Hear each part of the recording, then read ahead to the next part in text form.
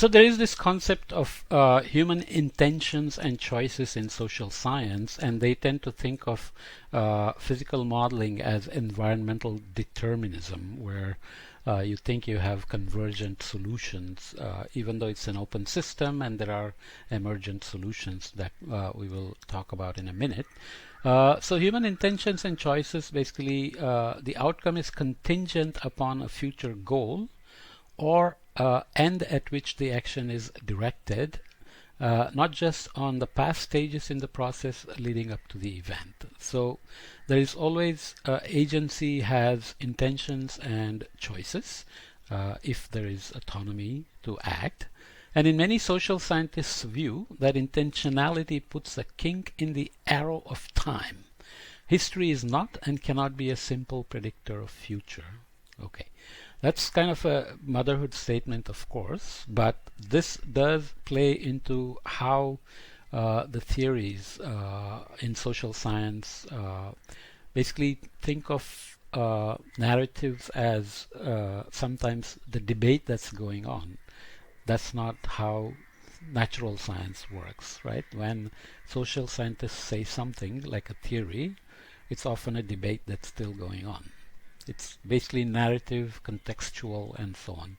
So examples of different theoretical framings applied to same socio-environmental phenomenon can be instructive. Looking at this table, why adaptation, vulnerability, and impacts research follow different strands, and also why social scientists hold some deep-seated concerns about quantification of human and social phenomena.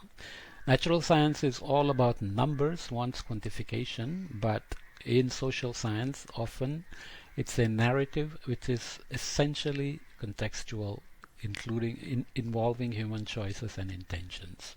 Okay, so theory with key features: Malthusianism from 1798 argued for the need to control population growth or face a positive check, warfare, disease, and other catastrophes as population returns to sustainable level. So there is some kind of a thermostat in the system which too much population is going to trigger, and then there's going to be issues.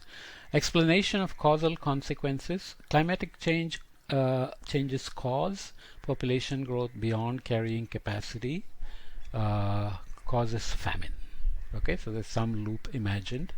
The current debates then focus on, does population growth need to be tackled? For a long time, IPCC didn't want to touch it because population is kind of a religious dimension to it as well.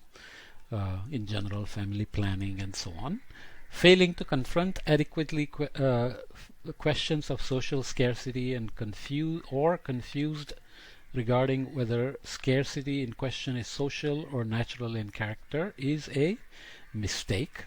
We alerted people to the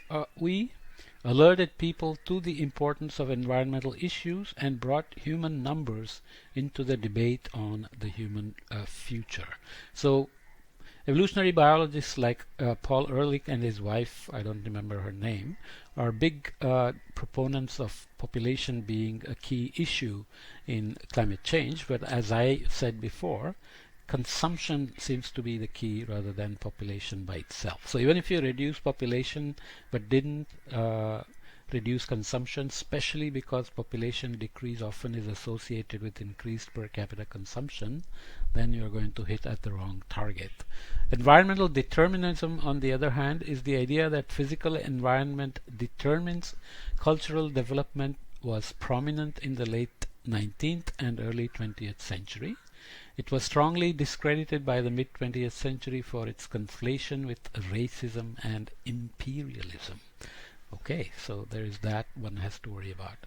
Climatic changes cause reduced crop yields, cause famine. So this is again like Malthus. Where will the winners and losers be in climate change? Already there are winners and losers. The current global environmental crisis is now so severe and pressing that the deterministic role of environment is relevant again.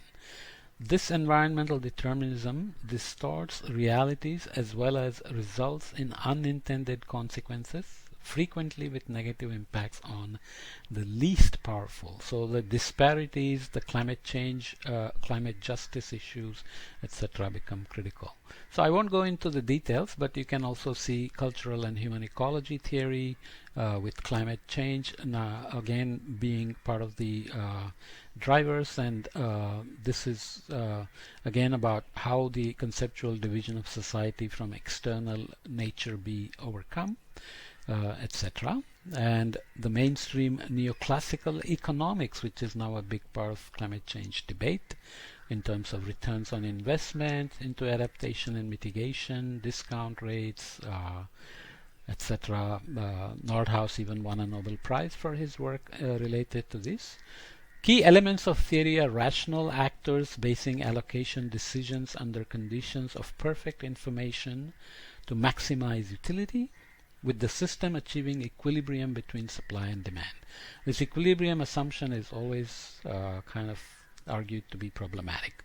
The founding thinkers in this large and hegemonic field include Adam Smith, William Stanley Jevons, Maynard Keynes, Milton Friedman. So these are big names, and some particular schools like Chicago or Princeton or Columbia, I don't know, they are heavily influenced by these personalities. Okay, so obviously here explanation of causal sequences include market demand, factors of production, supply, price, decline in food availability, again leading to famine, and then there are these several debates. So political and political economy and political ecology relate to poverty, vulnerability to climate changes, and famine, with its own set of debates. Okay, so we'll look at some models which deal with these issues of environmental determinism in terms of